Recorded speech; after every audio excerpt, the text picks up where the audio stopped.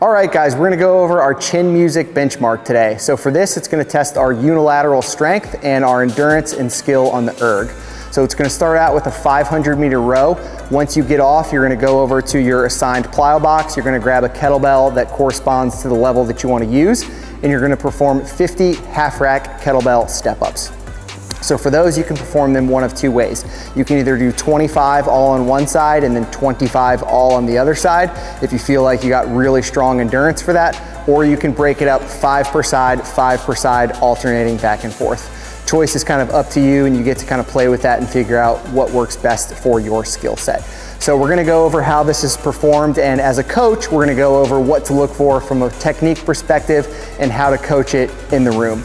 So before we get into the actual movements with our plyo box here, so you'll notice that it's always gonna be the multi-sided plyo box. Make sure to always check the coach's notes to indicate what the height is going to be for men and what the height is going to be for women. It is going to be different, so make sure that you have that dialed in and you communicate that clearly.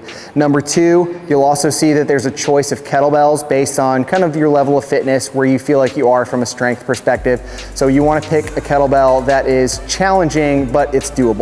So understanding that we only have 8 minutes to complete this, you do want to pick a weight that you know that you can complete it in, and then you can always go up and improve from there the next times that you do it. So as far as coaching this, the main thing first and foremost that we want to look at is the erg. So 500 meters, this is not really a lot of time to be able to get in there and do a deep dive with people while they're doing the challenge. We typically just want to back off and let folks do it.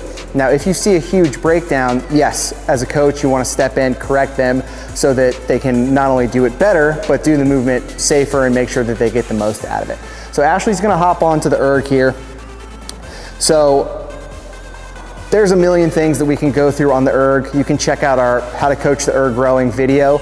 As far as something like this, we want to really whittle down our coaching focus into a narrow lane, so we're not just vomiting a ton of different folks at people. So two things that can be the most productive as a coach is, first up, making sure we look at Ashley's posture. So when people get really tired in 500 meters, this is obviously where, or this is, start from where, yes, so this is where we obviously want to be with that tall setup. And then when folks get tired, go ahead and do that again, Ash, you'll see folks start to slouch. So why don't you do a couple of strokes in that good technique, Ashley? Good, so you can see the chest is upright. She has that strong upper back. And around the 250, 300 meter mark, for folks that might be a little bit newer, you'll start to see that kind of drop of the chin, the round of the back. So we would want to come over here as a coach and just give that tactile feedback, tighten that upper back. There you go, squeeze those shoulders together, keep that chest tall and proud. Good. And that's gonna be a way to really correct some inefficiencies there. And so the second thing we wanna look for is that progression of legs, hips, arms, arms, hips, legs. So go ahead and just do a few kind of slow ones there, Ashley. Good. So as you can see, the chain goes across the knees on the way back before the knees bend. And so one of the things that tired, inexperienced folks can do is just get everything disjointed.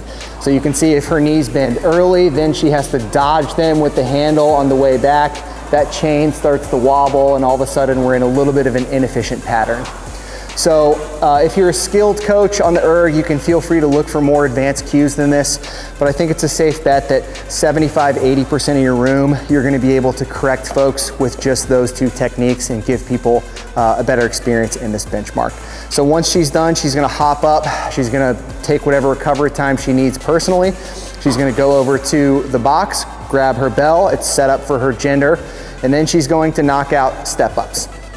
So the kettlebell right now is in her left hand, and she's just alternating step-ups. So she'll do, let's say, 5 on this side, and then she'll set the bell down, she'll switch, and now 5 on the other side. And so if you can just do a few of these, Ashley, as she's doing these, you're always gonna alternate your step-ups, no matter where you rack the bell. It's just up to you when you want to switch the bell. Do I want to do 25 bell on my right and then 25 bell on my left, or do I want to do 5 and 5? So as far as coaching this goes, I'm looking for Yeah, go ahead and take a little break. I'm gonna be looking for a few things. The first, most important, is full extension. So when Ashley goes up, go ahead and step up. I wanna see her knees extend and I wanna see her hips extend. So do one where you're kind of shorting the reps.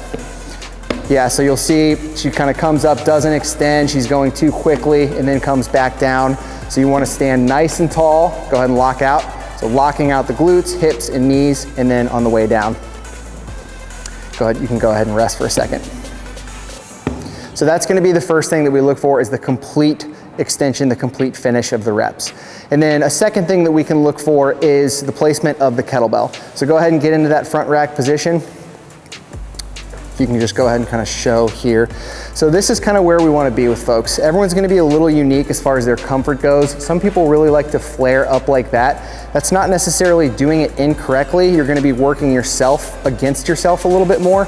So we want to bring it in here so that the load is absorbed by the trunk and not the shoulders. That's going to be a way that you can really kind of clean up people's efficiency with that. So go ahead and do a few where you're kind of flaring. So you'll see folks out like that.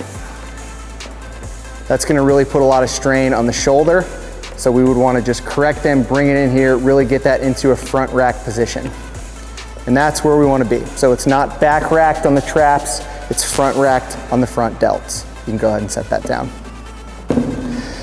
So that's it, guys. As far as progressions, you can see in the coaching notes all the different levels. You can assign folks if they need some help on where they should be based on your coaching knowledge. And then just keep in mind for this, your score is just going to be your time. This one is very straightforward. It's an 8-minute time cap. And for those folks who are interested in the in-gym record boards, level 4 is going to be the only level that will make you eligible for the record boards. Everything else is just going to be up to your own personal progress, which is the spirit of the finals week benchmarks anyways.